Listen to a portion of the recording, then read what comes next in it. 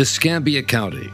It's a sliver of the Florida Panhandle, perhaps best known for its year-round sunshine, pristine beaches, and centuries-old historical sites. So there's 67 counties in Florida. We're the last county in Florida before you cross the state line and you're in the state of Alabama. We are affectionately known as the Redneck Riviera, and we have the prettiest beaches in the world. But that's not all Escambia County is known for. We unfortunately have witnessed our fair share of odd crimes throughout the years. We seem to find our way into the paper probably more than we would like. We've had, the Black Widow murders were here. There was a lady that killed several of her husbands. And we had the Billings case where the family was murdered in the home and they had 8 special needs children. And it was here that the infamous serial killer Ted Bundy was captured. He didn't get away from us. We ended up prosecuting him, and of course he was finally put to death. But he's just one in that long string of people that somehow have a tie to Escambia County. In the summer of 2015, yet another case out of Escambia County would grab national headlines. It's a case that became known as the Blue Moon Murders. This murder was front-page news. There are some indications of what the motive is. The crime occurred just 3 days before a rare astrological occurrence known as a blue moon. But as investigators attempted to piece together this bizarre triple homicide, would the timing shortly before a blue moon prove to be a clue or a distraction? The media really latched onto the Blue Moon Witchcraft murder. This week on Killer Cases. It's witchcraft. I'll say that right now. That is just insanity. There is no such thing as human sacrifice in the religion of Wicca. Your folks, your family over there was killed? Killed? They said they were deceased, and they never told me how they were killed. They're dead, and it looks like they were killed. Killed? Mm-hmm. Who knows, I'm not a psychiatrist or a psychologist, obviously, that was a way for him to justify in his own mind, as to what he was doing. The fact that his DNA is on that checkbook doesn't mean that he's a killer. Evil. Just pure evil. For the Law and Crime Network and Vault Studios, I'm Brian Ross. This is Killer Cases, the podcast.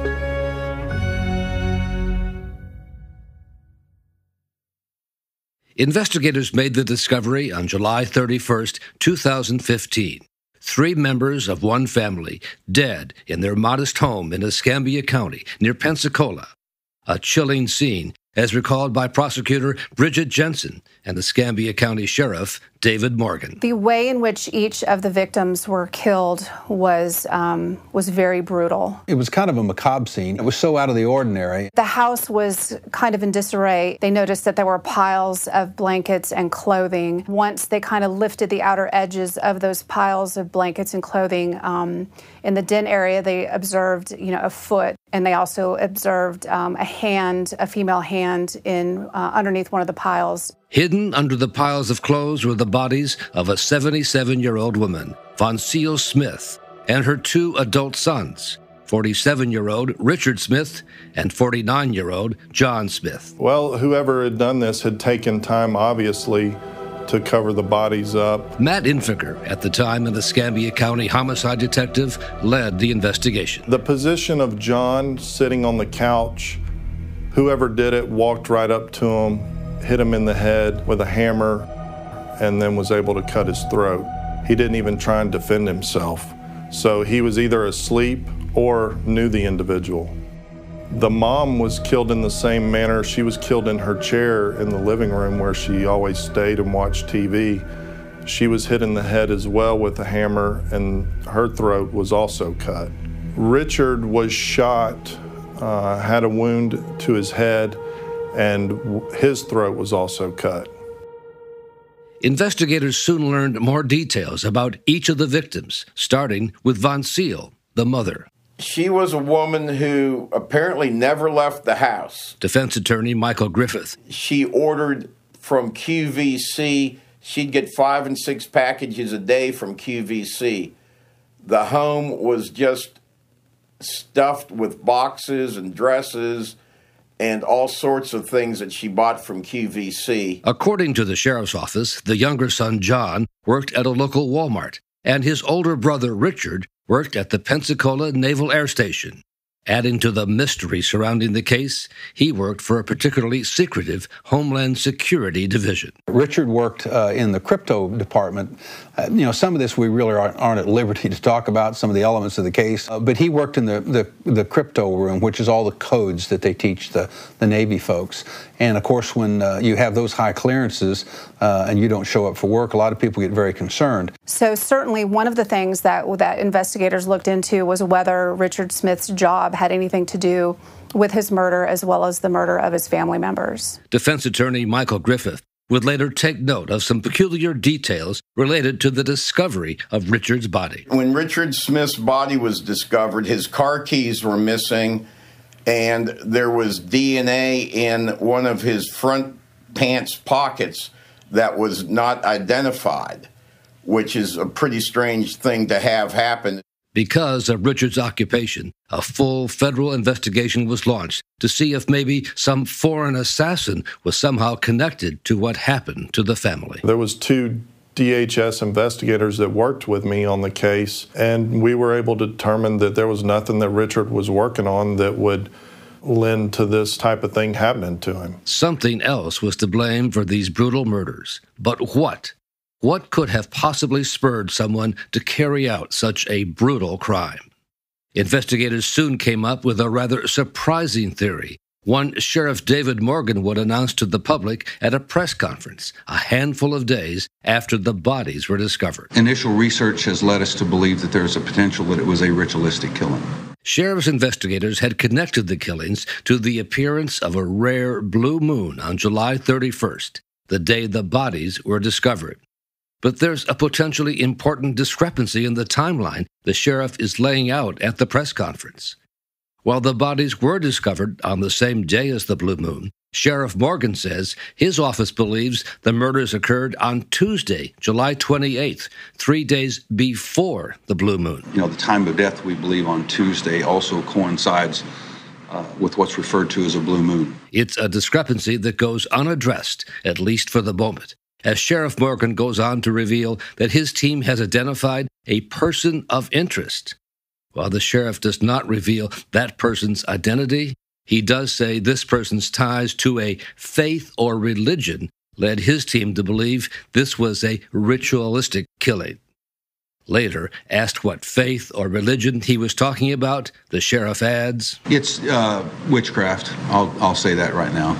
What the public would later learn is that this person of interest was a man who lived nearby, who would later claim to be a follower of Wicca, a modern pagan religion that involves witchcraft and magic. And in his home, he had the altar set up with the dead flowers and the dagger and he had a pentagram on the floor. Often misunderstood or mischaracterized, the Wiccan religion does not involve any form of human sacrifice or ritualistic killing. Why exactly the sheriff made that connection early on in this investigation is unclear, and would ultimately prove to be a distraction from the true motive in this case.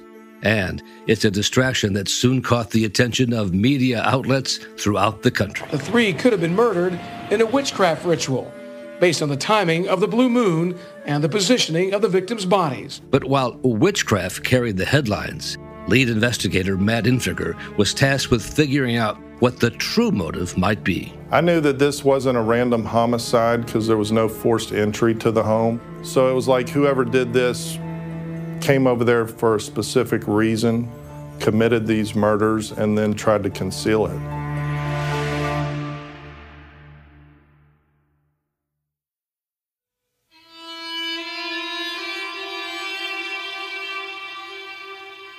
The way we found out, it was on the news. The Smith family's out-of-town relatives were horrified as they learned the details of what happened inside the Smiths' unassuming Pensacola home. I try not to think of what they went through that day, because when I do, I break down. Faye Haas was Richard and John's cousin, and she called Vancil Aunt Bonnie. When I think of what they went through, that's the hard thing. They suffered. They suffered big time. When she heard about what happened, how her relatives were killed, Haas had a hard time comprehending it. She could not imagine who would want to kill any of them. She remembers her cousin John as kind, happy. That was the hardest, I think, to take because he was so sweet. He was just, and always smiling. Haas says her Aunt Bonnie only became a shut-in after her husband died and her health failed. My aunt was a good woman, and she was a very good mother. They traveled a lot. I had plenty of pictures of they traveled and a lot.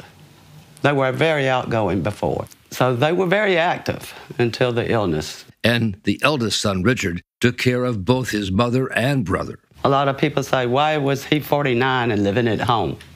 Because he was taking care of his mother, and he knew he was going to have to take care of John all his life. But one of the biggest questions on her mind was why Aunt Bonnie's third son, Donald Wayne Hartung, who also lived in Pensacola, had not called. And I said, Wayne hasn't called us. Why hasn't he called us or tried to get in touch with any of us over here? Perhaps that was because Donald Wayne Hartung was at the police station, sitting across from lead investigator Matt Infiger. Let me start by getting your name and information. What's your first name? Donald.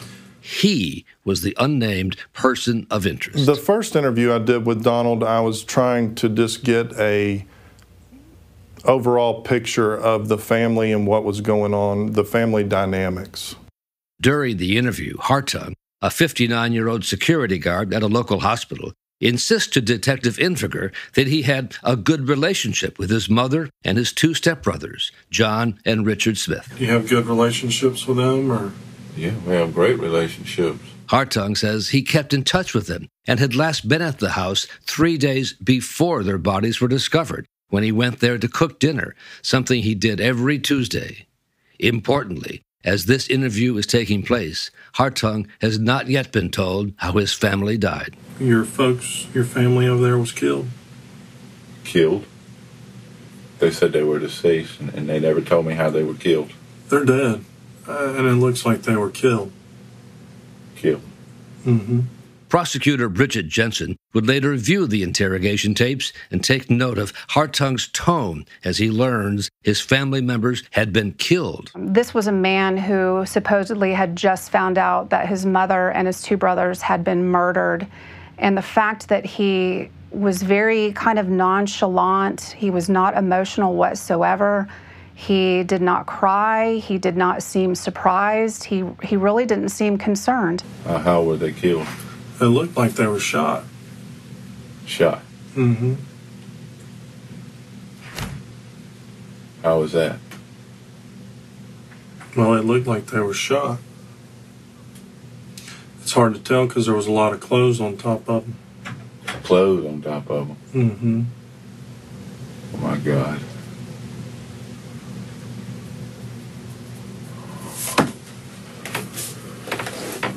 Lord.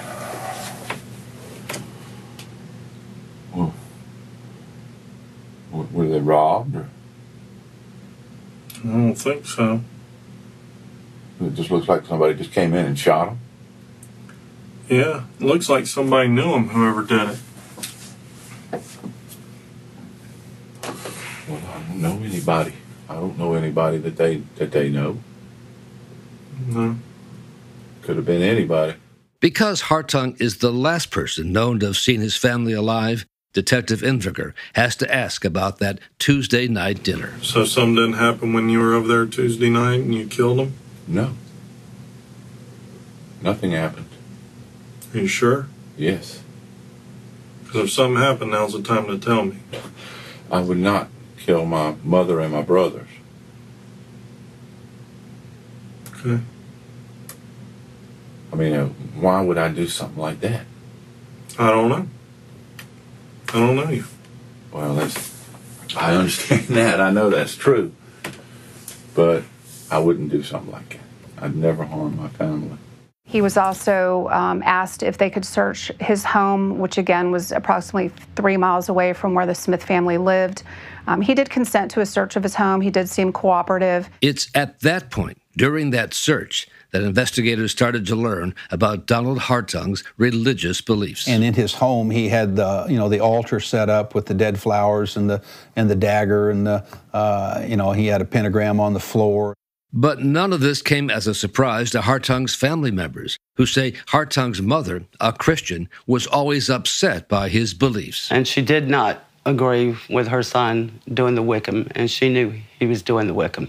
It's witchcraft to her. It's devil worship. That's the way my aunt thought about it. And she didn't want her other two sons around him. She was very against it. That characterization didn't square with what Hartung told Detective Infiger about his relationship with his mother. She's all I got. She was the one that was always there for you. That's right. She's always there for me. She was always there for me. There ain't nothing in this world I could ask my mother for that she wouldn't give me. Really? That's right. Nothing. But when I spoke with neighbors, other people that knew the victims of the family, it was different than what Donald had told me. The relationships weren't as close as Donald had portrayed the relationships to be. They were more distant. There wasn't a lot of communication within the family. Donald only came over on Tuesdays to cook, and that was about it.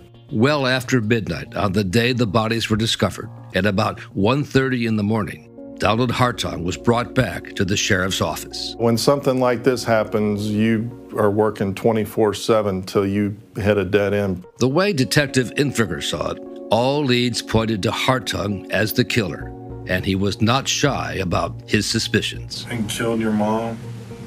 I did not kill my mother. And then killed your brother? I would never kill my mom or my brother. Either one of my brothers. I mean, do I look like some kind of a blooming maniac to you people? I mean, you do to me.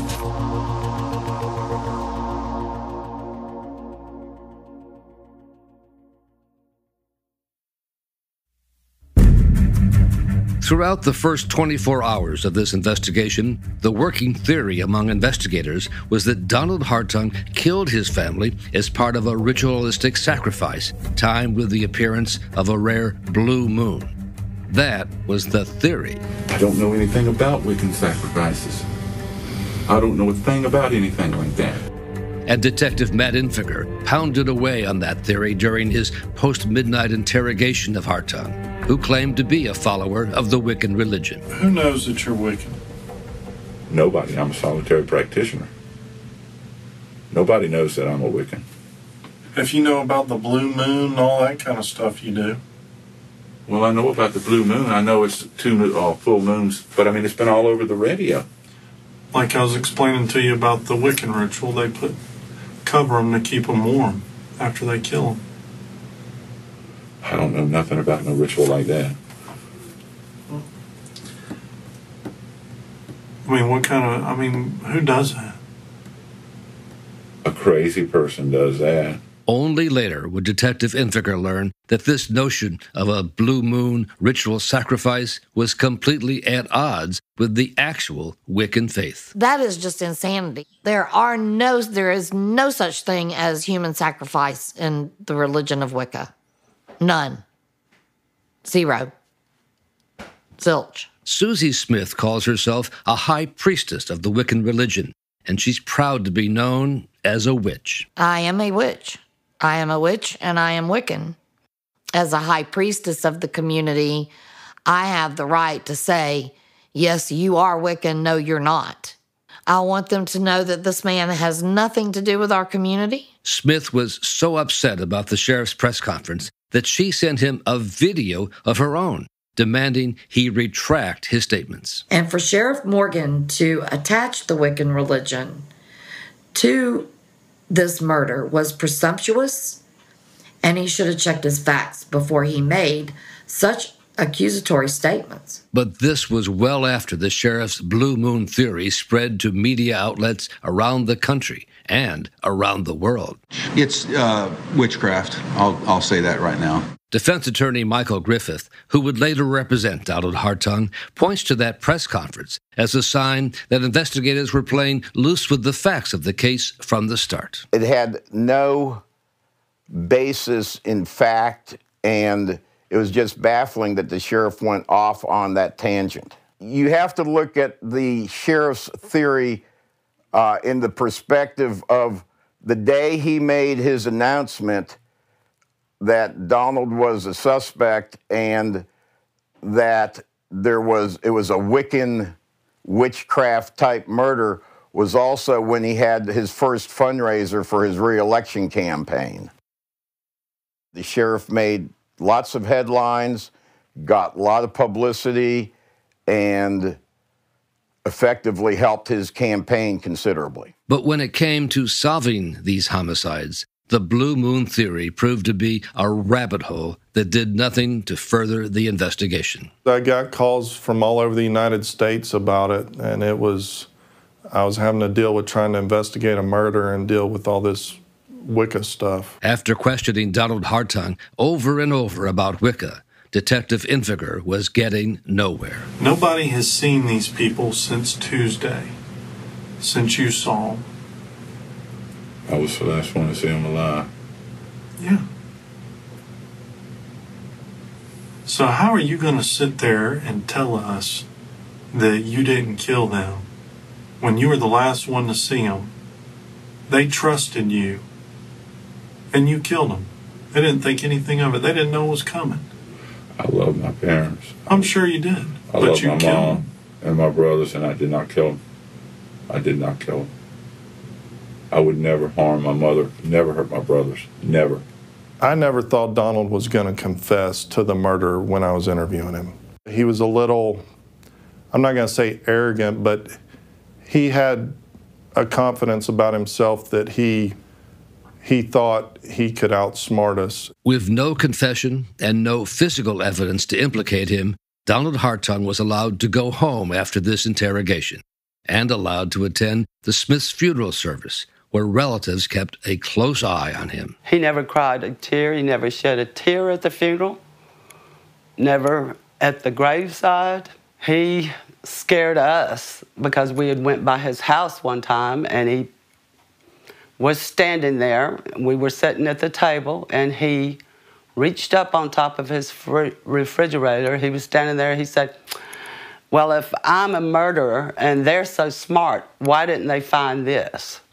And he slammed a machete on the table where we were sitting. But the investigation was not over. Detectives were now starting to focus on forensics, any fingerprints or DNA found at the scene. But forensic analysis presented a real challenge in this case, according to prosecutor Bridget Jensen. It's difficult to make a case when there is a family member involved simply because we knew that Donald Hartung went to the family home on every Tuesday to cook dinner. So the fact that his DNA is going to be there is, a given. But what happened in this case is that his DNA turned up on places where it absolutely should not have been. For example, on the zipper of his brother Richard's notebook case and on Richard's checkbook. And now, that interrogation conducted by Detective Infiger was about to pay off, as Hartung had been asked if he ever touched any of Richard's or RT's belongings. Well, I mean, if it's in the house, I didn't touch it. Okay. Or no matter where it was, I didn't touch it. I mean, I don't mess with nothing of RT's. That definitely jumped out to us, and we had Donald Hartung's DNA on the inside of Richard's belt. And obviously that was a place that his DNA should not have been, because he told law enforcement that he had not seen Richard in either 2 to 3 weeks. So you said you'd never touched anything of RT's before? Not Tuesday. RT wasn't there. Perhaps even more significant was what investigators discovered in the trash can on top of some bloody towels. And then on top of that was a cigarette butt that had Donald Hartung's DNA. So whoever put that cigarette butt in the trash can or smoked that cigarette butt and placed it on top of the items of cleanup was certainly in the home, at least at the time of the homicides and the time of the cleanups. That kind of sealed the deal in my mind that Donald was the one who did this. In late October of 2015, after 3 months, investigators arrested Donald Hartung in connection with the deaths of his family members. An arrest has been made in a 3-month-old triple murder in Pensacola. Police say 58-year-old Donald Hartung Jr. murdered his mother and 2 half-brothers using a claw hammer. For some of the Smiths' other relatives, this news came as a relief. They'd been waiting months for this day to come. And I just broke down and started crying, and I said, thank you, Lord, thank you, thank you. It was the hardest 3 months we've ever lived, waiting on him to get arrested. But it would take another 4 years before Hartung's case would go to trial. And in that time, Hartung's lawyer, Michael Griffith, would uncover evidence of serious flaws in the investigation. Flaws that Griffith was prepared to fully exploit in his courtly Southern way. You certainly have to be aggressive, but you don't have to be a rude horse's ass. This isn't a Jerry Springer show.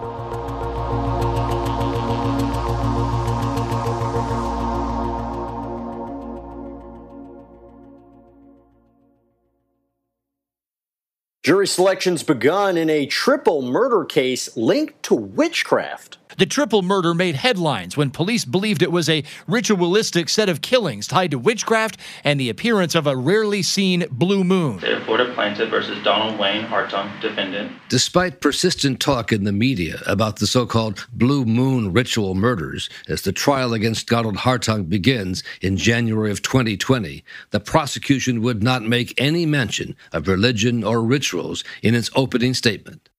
Prosecutor Trey Meyer says the evidence simply did not back up that theory. When we got the case at the state attorney's office, we didn't believe the evidence showed that this was related to Wiccan or sacrifice. Defense attorney Michael Griffith had prepared for that to be the case as well. I knew they weren't going down that rabbit hole. They were too good of lawyers to go down that rabbit hole. But lead prosecutor Bridget Jensen knows she still has to provide the jury with an alternative motive in her opening statements, an explanation for why Donald Hartung would kill 3 of his own family members. There will be no question that this defendant is the person who murdered his family.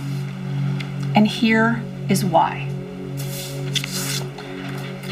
Last will and testament of Vancil Smith, he was excluded. So to be included, all 3 of them had to die.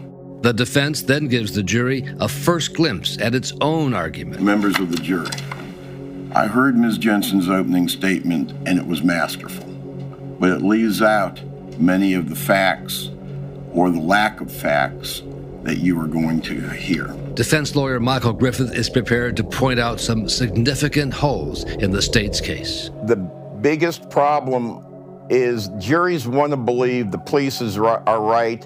They want to believe the prosecutors all wear white hats and they wouldn't prosecute a case against an innocent person. There is no indication of any physical evidence that he committed any of the murders. There was no gun found. There was no blood found at his house.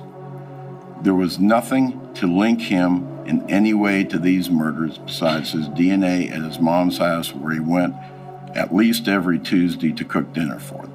Now, as far as the will is concerned, what the will says that Donald Hartung Jr. is excluded. My client is Donald Hartung Sr. Is that an error in drafting the will, or was it meant to exclude Mr. Hartung's son, Donald Hartung Jr.? After prosecutors began to call witnesses, it becomes clear that the 4 years Donald Hartung awaited trial in the Escambia County Jail gave prosecutors a crucial advantage. Will you state your full name, please? Marlon Devon Purifoy. On day 4 of the trial, a jailhouse informant who had been housed with Hartung is called to testify. Mr. Purifoy had information that he could not have gotten without having conversations with Mr. Hartung. Now, did there come a time when Mr. Hartung talked about the murder of his family? Yeah, he told me. Okay. And did he tell you who killed his mother and 2 brothers? He said he killed them. Did he tell you why? He said he want the money because she left him out the will. Now, did he tell you if the murders was it just something that kind of happened, or was it something he'd been thinking about? Well, he said he'd been playing it last 3 to 4 years. And then Purifoy testifies about what he says Hartung claimed to have done to his mother, Vancil. He went to his mother, then he tortured her so she can tell the combination for the safes and stuff. He said he tortured her, I'm sorry? He tortured her. How? He cut her left pinky finger so you can tell the combination for the safes and stuff. Investigators had found the safe at the home was successfully opened, and one of Vancil Smith's pinky fingers had been cut off. Purifoy's testimony seems to offer an explanation for both details. I knew that the pinky finger was cut. I didn't know how it happened or why. And then when Purifoy stated that Donald had done that torturing his mother, it made sense. On cross-examination, Purifoy holds his own, questioned by Griffith's co-counsel, Sharon Wilson. Mr. Purifoy, you've been convicted of felony, as you said, 6 or 7 times? Yes, ma'am. And a conviction for a crime of dishonesty? Yes, ma'am. Juries still tend to put credibility in what these jailhouse snitches say. And I think the reason is juries don't understand that these convicts are con men. It was about the money, because he always liked to brag. Like he's going to go to Miami and stuff, hang out with some girls and stuff. And you testified earlier that Mr. Hartung was angry because his mother had written Mr. Hartung's son out of the will. No, written both of them out of the will, him and his son. Throughout the trial, according to family members, Hartung seems unfazed by the evidence against him. Several times he would turn around and look at us. Several times he would turn around and smile, like a smirk, like I'm going to get out of this. After the prosecution finishes calling witnesses, the defense focuses its energy on the handling of the crime scene by investigators at the Smith house. I think it was a very sloppy investigation for a murder case. They bring out the lead crime scene technician, Christine Rollins, the person who collected the DNA. As this trial is taking place, Rollins is facing prosecution for stealing drugs from the evidence room. So with the 24 felony counts you were charged with, you were facing potentially 170 years in prison. Is that right? Yes, ma'am. It turns out the state's medical examiner had also been in some hot water and resigned following allegations she had misused state money. We've got a medical examiner playing funny with money. She quits her job because of it. We've got a crime scene tech who stole drugs from the evidence room and got in trouble herself. The jury has to believe these people. Who do you believe? No one. I believe no one. All of this leads the defense to challenge the time of death, the day when the prosecution says the victims had been killed. Again, the bodies were discovered on a Friday, July 31st. But the investigators concluded the murders had taken place 3 days earlier, on Tuesday, the 28th, the day Hartung was seen by a neighbor arriving at the home and leaving later than usual. Early afternoon, I saw Mr. Hartung arrive, and then later on, I saw RT come home. And then I saw Mr. Hartung leave. Now, was it normal or abnormal to see RT come home while Hartung was still at the house? It was not usual. Usually, Mr. Hartung was gone before RT came home. And the body of RT, Richard Smith, was found in the same clothes he had been seen wearing in a surveillance photo when he left work that Tuesday. Adding to the evidence, he was killed that Tuesday night. I'm Dr. Jonathan Arden. On day 6 of the trial, a medical expert for the defense calls this timeline into serious question, saying the victims could not have been killed on Tuesday the 28th, as the prosecutors maintained. Based on their body heat and level of rigor mortis when they were discovered, the doctor says they were killed no sooner than Wednesday the 29th. Late on the 29th? Yes. Now, this is scientific, correct? Yes, it is based on science. There's no way that those people were murdered any time earlier than Wednesday. So all of the scientific evidence was with the defense. It couldn't have been Donald, so that's why the time of death was so important in this case. Even the prosecutors would later acknowledge that Dr. Arden's testimony posed a serious challenge to their case. He's amazing. He's intelligent. He's been doing this for a long time. And when you look at the scientific factors, it certainly looked like the murders were committed after Tuesday. If the jury accepts that the murders were committed after Donald Hartung left the house, that could leave them with reasonable doubt about his guilt. All right, members of the jury, both the state and defense have now rested their case. The attorneys now will present their final arguments.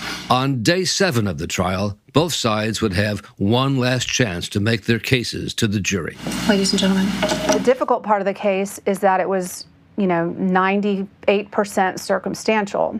Jurors want forensics. They want eyewitnesses. We didn't have any of that. Aside from that surveillance film of Richard Smith at work on that Tuesday evening. He is wearing the exact same thing when his body is found on Friday the 31st. What does that tell you? He was murdered right when he got home from work. In the end, the prosecution's strongest evidence is the discovery of Hartung's DNA on his brother's checkbook, his belt, and those telltale cigarette butts, including the one in the trash. Why so much focus on the cigarette butt in the trash? Because it's bad for them. It is beyond a reasonable doubt bad for them. And the whole point is this: it shouldn't be there. It is smack dab in the middle of cleanup, of cooking and murder. Then it's time for the defense to address the jury one last time. May it please the court, members of the prosecution, members of the jury. You need to know your juries. You can't come across as some hotshot TV lawyer. Defense attorney Michael Griffith does not hesitate to call into question the tactics used against his client in those 2 interrogations by Detective Matt Infinger. He was brutal to Mr. Hartung, trying to break him down after learning that his family had been murdered. Well, I promise you this, I'm going to find out. I know you will. If you did it, I'm going to find out and I'm going to put your ass in jail. I was explaining to you about the Wiccan ritual. They cover them to keep them warm after they kill them. I don't know nothing about no ritual like that. Griffith questions why the prosecution even played the clip showing Hartung being questioned about the later debunked Blue Moon theory. The state wasn't relying on this Wiccan killing theory. Why did they show it to you? Why did they introduce it? They didn't have to introduce it. I suggest to you they put it in to try to offend you, get you upset. I'm going to object. There's absolutely no evidence of that. Approach, counsel. Members of the jury, you're to disregard any prior reference to the state's motivation. And then he addresses the biggest hurdle for the defense, that DNA evidence. Could Richard have left his checkbook at home on the dining table and Donald moved it one day and gotten his DNA all over it? Sure he could have. The fact that his DNA is on that checkbook doesn't mean that he's a killer. As the jurors leave to begin their deliberations, some of them give Hartung a close look. And according to his relative, Faye Haas, he gives them a look right back. And he was smiling at them. He's creeping the jury out. They were scared. The women were looking at him like, what is wrong with him? Why is he smiling at us? The jury is out for 4 hours before returning with a decision. All right, members of the jury, it's my understanding you've reached a verdict. Have you reached a verdict? Yes, sir.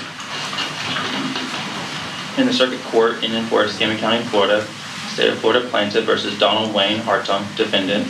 We, the jury, find the defendant, Donald Hartung, guilty of first-degree murder as charged in the indictment. When they said guilty, I was just crying, just holding my head down. Finally, took 4.5 years to get here. So long. After the verdict is read, all the emotion Donald Hartung had expressed throughout the trial seems to leave his face. Very disappointed, stoic as he is, but very, very disappointed. Hartung is back in court a few days later for sentencing, when the state moves to impose the death penalty in a hearing that would provide no shortage of surprises. It starts with Hartung jumping up to speak. Your Honor, I would like to respectfully ask for a mistrial. Hartung then turns on his own lawyers in an hour-long rant, saying his lawyers were incompetent and one had disrespected him when he asked her a question. Mrs. Wilson replied, after I asked her opinion, she said, "You're a stupid asshole." I said, "What?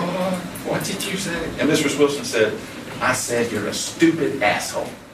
He even says he wants his lawyers fired. I'm a $10 hour security guard, Your Honor. I couldn't possibly be expected to go up against 4 seasoned attorneys. I was duped and I was tricked, and I'm willing to admit it. And so were you. But Judge Thomas Danheiser rejects Hartung's argument, and so now the jury is asked to decide whether Donald Hartung should be put to death. All right, Madam Forewoman, my understanding, reached a verdict, is that correct? We have. And then the second surprise of the day, as the foreperson of the jury is asked, has the state proved Donald Hartung should be put to death for each victim? As to count 1, Vancil Smith, no. As to count 2, John Smith, no. As to the count 3, Richard Smith, no. It's a major victory for the defense. Prosecutor Bridget Jensen has no way to know for sure, but she speculates that Hartung's aged, unhealthy appearance may have swayed some of the jurors. So maybe some of them would have thought that maybe it was just a lost cause, that, he's probably going to die in prison, in a short amount of time, and so what use is the death penalty at that point? The same lawyers Hartung wanted fired had kept him off death row. You don't know what juries say, what they think. We may have raised enough issues on the scientific evidence that the jury, although they found him guilty, had enough doubt that they weren't going to execute him. But members of Hartung's family in the courtroom say they could tell he was hardly celebrating. He's miserable. He deserves to be miserable. When it first happened, I hated him. I wanted him to suffer. I had to work through forgiveness to forgive him. And I do forgive him, but I will never forget what he did. Evil. Just pure evil. Killer Cases, the podcast, is a production of the Law and Crime Network and Vault Studios. You can watch Killer Cases on the A&E Network and the True Crime Network. Refer to your local programming guide for full details. Brian Weiss, John Ford, and Will Johnson are executive producers with Vault Studios. Reed Redman and Will Johnson produced and edited the podcast. Killer Cases, the television series, is written and presented by me, Brian Ross, and produced and directed by Rhonda Schwartz. Executive producers are myself, Brian Ross, and Rhonda Schwartz with Ellsworth Productions, and Rachel Stockman and Dan Abrams with Law and Crime Productions. Also thanks to producers Sam Kelly and Jennifer Tinter, and editors Danny Hilton and Mick Teodori. Killer Cases is produced in partnership with Cineflex Rights and True Crime Network.